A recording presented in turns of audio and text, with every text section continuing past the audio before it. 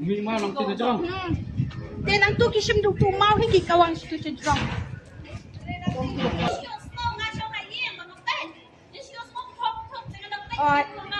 Kisim du tu jo mau i bagi kawang nang tu gi kawang situ. Sedang ini penserat ya.